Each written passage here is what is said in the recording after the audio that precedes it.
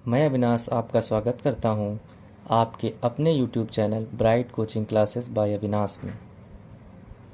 तो आज हम सीखेंगे पृथ्वी के बारे में, यानी अर्थ के बारे में।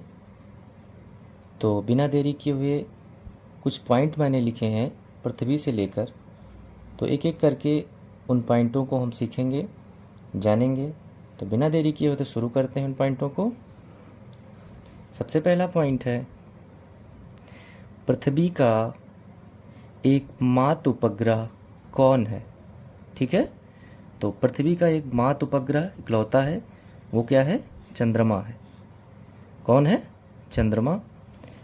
दूसरा पॉइंट है, आकार में पांचवा सबसे बड़ा ग्रह पृथ्वी है। ठीक है, जो ग्रहों की साइज है, यानी ग्रहों की जो आकृति है, उनका आकार है, उनमें सबसे 5वें नंबर पर सबसे बड़ा ग्रह कौन सा कहलाता है? वो कौन सा है? पृथ्वी। सबसे बड़ा ग्रह बृहस्पति। ठीक है, तो सबसे बड़ा बृहस्पति और सबसे छोटा बुध है। ठीक है, तो इस क्रम में 5वें नंबर पर कौन आता है? पृथ्वी आती है। सौरमंडल का एकमात्र ग्रह जिस पर जीवन है, वो भी कौन है? पृथ्वी है। ठीक है, जिस पे आप जीवन पाएंगे। ठीक है, आकार एवं बनावट की दृष्टि से पृथ्वी के समान ग्रह कौन है? शुक्र है। इसका आकार व उसकी बनने की जो बनावट उसकी किस प्रकार है, वो कौन है? शुक्र है। ठीक है, ये पृथ्वी के पास भी है। पृथ्वी को नीला ग्रह किस कारण कहते हैं? तो क्या है, यहाँ पे जल की अधिकता के कारण, और जल की उपस्थिति होने के कारण ये क्या दिखता है? अंतरिक्ष दिखने पर नीला नीला सा दिखाई देता है।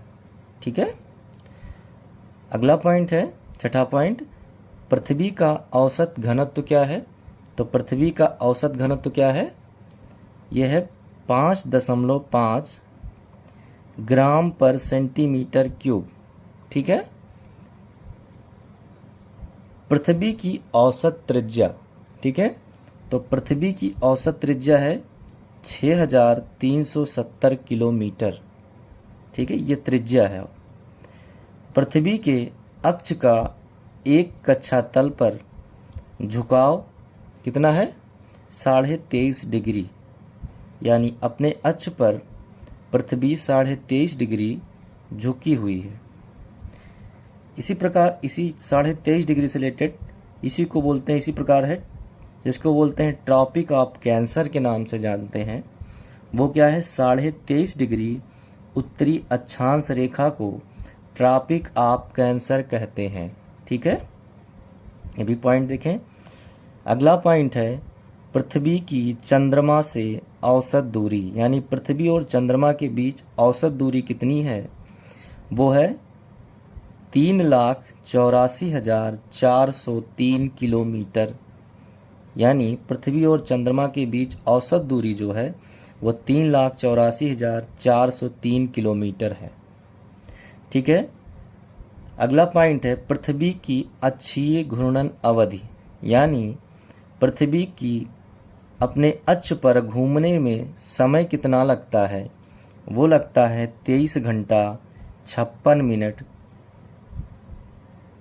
4.06 सेकंड, ये लगता है समय उसको। ठीक है, अगला पॉइंट है, पृथ्वी की परिक्रमण अवधि, वो है परिक्रमण अवधि, यानी परिभ्रमण और परिक्रमण।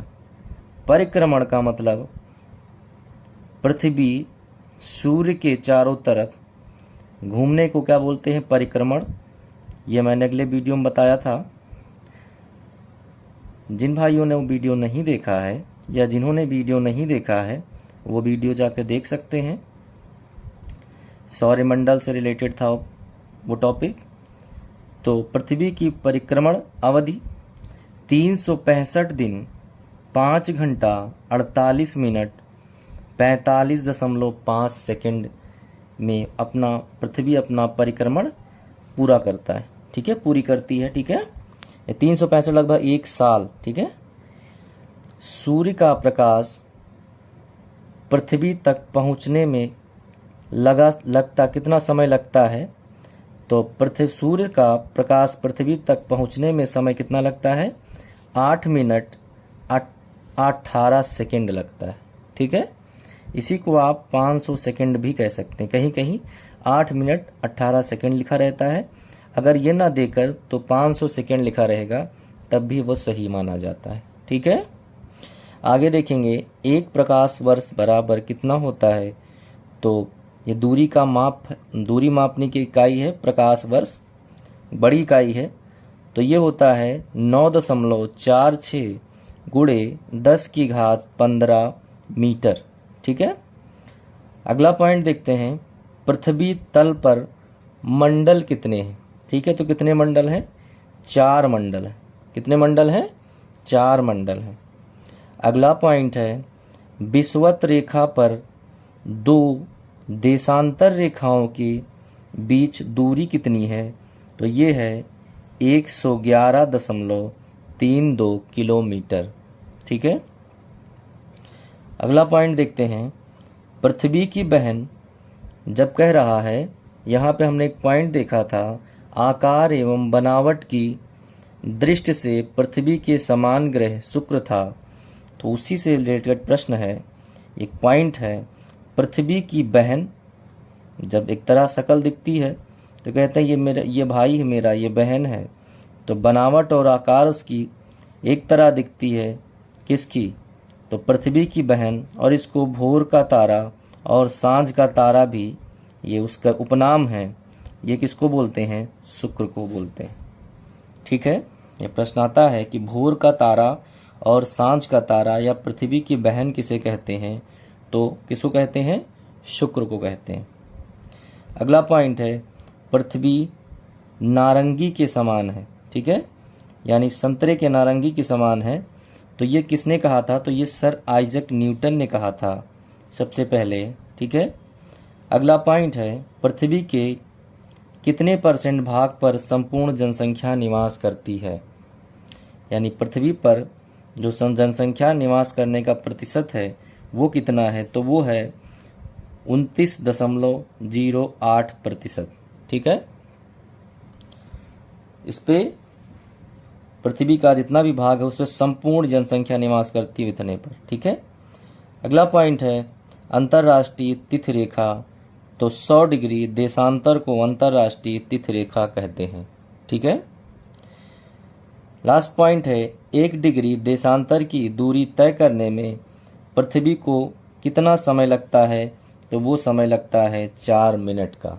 ठीक है, ये भी प्रश्न कई बार आ चुका है कि 1 डिग्री देशांतर की दूरी तय करने में पृथ्वी को कितना समय लगता है? तो 4 मिनट। ठीक है, जितने भी पॉइंट हैं ये कभी ना कभी किसी न किसी परीक्षा में आए हुए मोस्ट इम्पॉर्टेंट टॉपिक से मैंने उससे एक पॉइंट लिए गए हैं जो आपके लिए कारगर सिद्ध हो सकते हैं।